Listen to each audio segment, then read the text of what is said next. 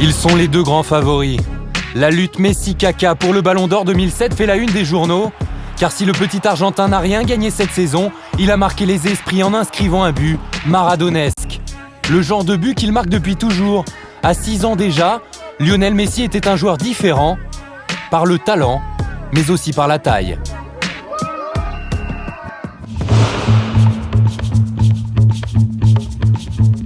Né en juin 1987 à Rosario, la 3e ville d'Argentine, Lionel Messi se révèle dès le plus jeune âge sur un terrain de football. Ici, c'est le terrain où l'on jouait le plus souvent avec Lionel, car c'était la meilleure pelouse. Mais c'était un terrain privé, il était surveillé par les gendarmes, alors il fallait faire un trou dans le grillage pour pouvoir jouer. Et voici l'une des premières vidéos de Lionel Messi jouant au football.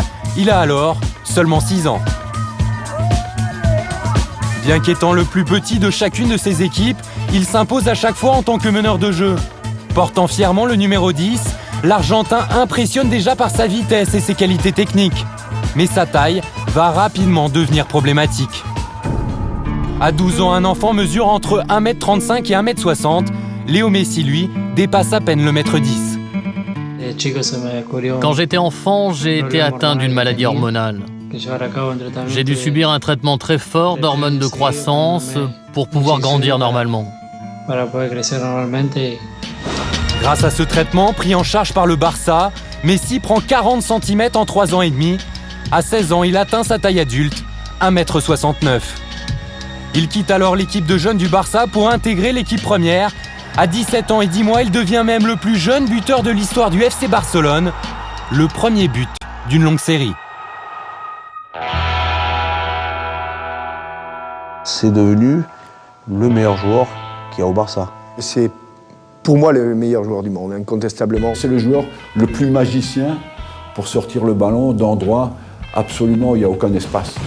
Et si Lionel Messi passe dans des trous de souris, c'est grâce à son centre de gravité très bas, à la vitesse de réaction de sa cheville et à ses changements de direction incessants. Il a un truc extraordinaire, il arrête et il repart à la même vitesse. À la limite, tu ne le vois même pas s'arrêter qu'il est déjà reparti.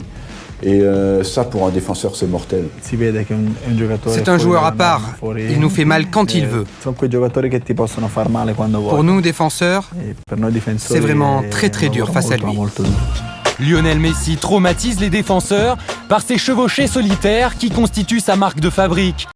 Et quand Messi ne peut faire la différence tout seul, il sollicite systématiquement le 1-2 aux abords de la surface de réparation pour mieux conclure. C'est d'ailleurs dans la finition que l'Argentin a le plus progressé cette saison.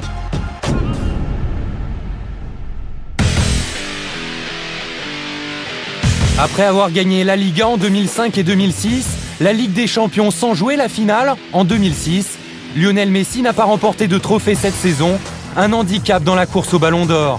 Mais le petit Argentin a fait plus fort en se rapprochant du mythe Maradona.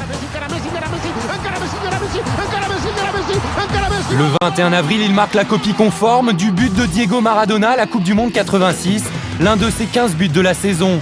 2 mois plus tard, comme Diego, il marque de la main. J'ai l'impression que c'est Maradona avec une injection de turbo en plus. Plus rapide que Maradona, plus précoce que Ronaldinho, Messi a tout pour devenir le plus grand. Par le talent, car pour sa taille, Messi a pris l'habitude d'encaisser les moqueries. Mira, Simba, yo soy el rey de todos esos estadios. Bueno, y de todos los balones de oro. Yo seré el mejor del mundo cuando crezca. Yo he dicho que vas a ser el mejor, no que vayas a crecer.